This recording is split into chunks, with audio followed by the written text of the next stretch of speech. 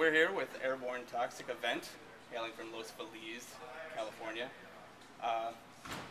You guys had an album that came out originally in 2008, if that's correct, independently, and it got reissued last year by Island, the self-titled album, which I think is great.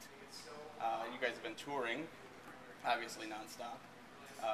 What do you guys think, like the kind of, not sudden, but success that you guys have gotten over a couple of years? How has that kind of affected you guys? And I know your first album was very autobiographical, and now you're kind of more story-based for your next album.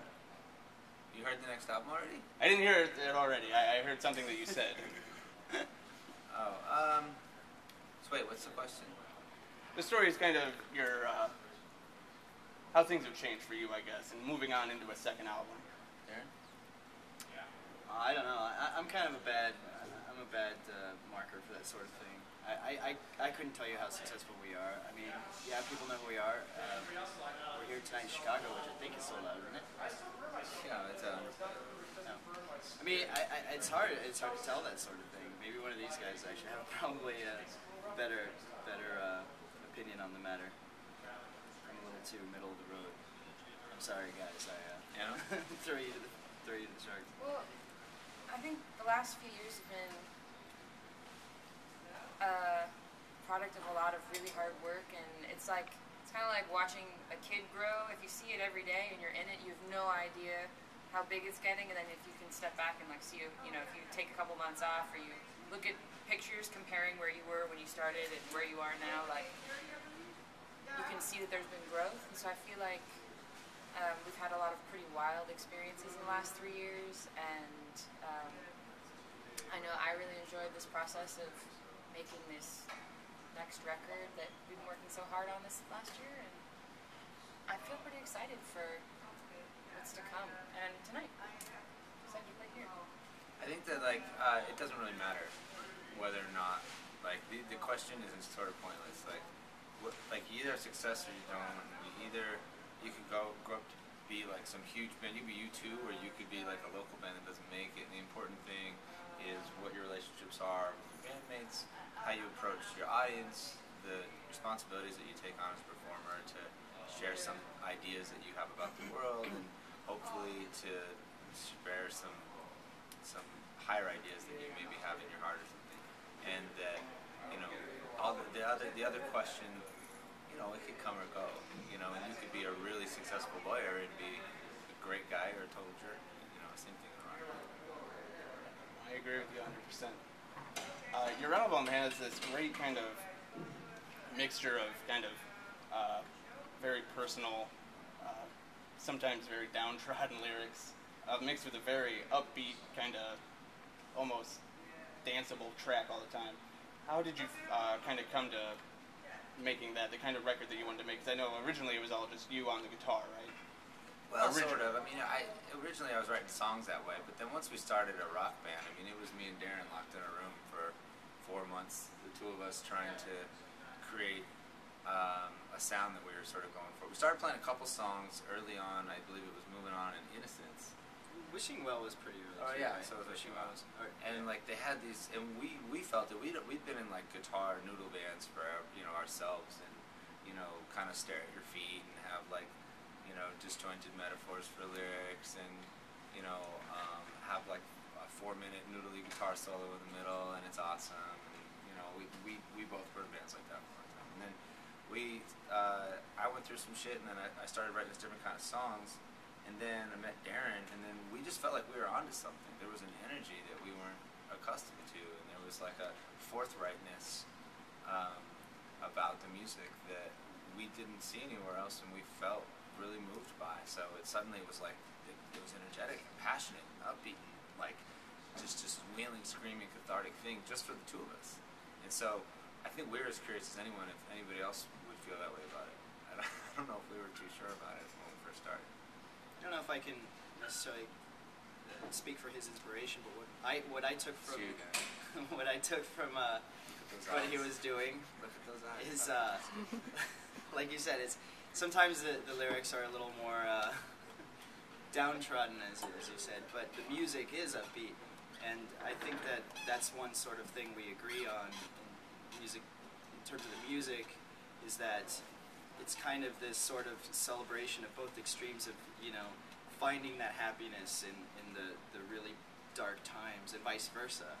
And, you know, I hope that's something that's getting across the audience. I think that's what people are reaching out for, is that sort of, you know, let's dance and cry at the same time. It's also not nihilistic, you know, like, I mean, it's like I don't like Nine Inch Nails, you know, or Pornography Era Cure or Bauhaus. That's dark. It's That's nihilistic a very, music. You know, Very or maybe specific. like, you know, if it's a movie like 300 Blows or something, or like these are like dark ideas, you know. And but you know, I think Airborne's a little bit more. It's just like when bad things happen to real people, and some of those stories can be kind of uplifting. And just because you're telling a story about going through tough times, it's not necessarily dark. It's just reality. You know what I mean? Yeah, yeah. And that's just kind of where I was at the time with songwriting. And there was no particular choice to write like that. I was just going through a bad breakup. Yeah, yeah.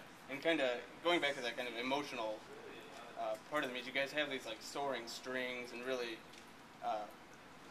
beautiful stuff that kind of highlights the highs and underscores the lows. How did you guys get around to touring with a quartet for this little tour that you're doing? Well, we made we put on the show at Walt Disney Concert Hall last year, and it was the final show of our first record, and we played about 350 shows in support of the first record, and we wanted our last show, which is our homecoming show in LA, which the LA Philharmonic had invited us to come play at Disney Concert Hall, which is, you know, not actually part of Disneyland. It's actually Frank Gehry, you know, architect of the building, and this world-class concert venue. Maybe one or two other places in the world that can match this place. Acoustically, I think it's actually the best room in the world. And we just thought, like, our stupid little band's going to play there, so we had to do something about it. We weren't just going to play like we were playing at the Echo or something. So we decided to involve all these other musicians from around the community, including a children's choir from East LA, and marching band from Belmont High in downtown LA, and ballet folklorico dancers from Plaza de la Raza and East LA where Noah worked before we got into the band. And then the Calder Quartet, which is a world-class string quartet. They were artists in residence at Juilliard, and they've toured the world. They played Disney Hall themselves, including, and they're playing Carnegie Hall next year. They're serious musicians. They played twice at Disney Hall. Yeah, they're like seriously good musicians, and Anna's brother, Andrew, is in the quartet, so we knew them through him, and heard that, you know, they're, because she was in the band, and they played a bunch of other stuff with us, so of course we had to involve them in that. And then this whole tour was sort of like, all right, well, let's do a different take on a rock show, and do more acoustic arrangements, more sort of classically based arrangements. And play different types of venues, hence the lovely casinos. We played a synagogue. Apparently, we're playing a casino tonight.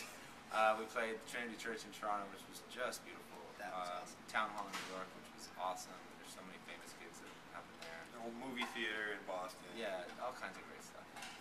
It's been really fun. This has been like the most fun tour.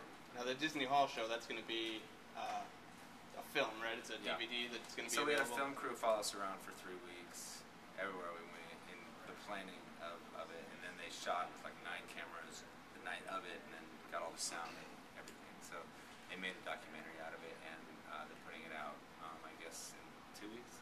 2 weeks. Yeah, so in a couple weeks, check out for the DVD. Yeah. And what can you tell us about the second album that's going to be coming out once you guys are completely done with it? I don't know. I'm too close to it. I can't say that, you know, I know enough about how quixotic these things are that if it's not really good, we're sunk. And that's okay, which is why, I'll just go back to writing. Yeah. And each one of us, I think, will go back to doing something else, or we'll follow other creative pursuits. And that's why I say, like, that your success, you know, you can control how hard you work, and you can control whether or not you're kind to the people you meet, or whether or not you've been a good collaborator with your bandmates. And you can't control your success. So all I know is, you know, I worked as hard as I possibly could have on this record. It's the best thing I know how to do. I think that's true for each one of us. The scope of it is definitely big. But then, It's you know, gonna bring a lot of that can bring tremendous failure too. You know, so I mean, we definitely it was the product of our best intentions and a product of our best efforts. And there was no corners cut. I mean, everything from going up to the mountaintop to write songs to rearranging things 10 different ways to really digging in and playing things live and figuring out what we were really feeling to writing with intention so that things thematically made sense. Like all these things that were challenging. That's all I can say about it. And again, you can't control whether people like it or not. All you can control is how hard we work on it and whether or not we have the tiniest bit of grace as we sort of move from one point to the other. Absolutely. Thanks so much for hanging out with us, guys. It's been really great, and I'm looking forward to the show tonight. And just wish you guys all the best. Thanks. Thank you. Thank you very guys. much. Cheers. All right. Cool.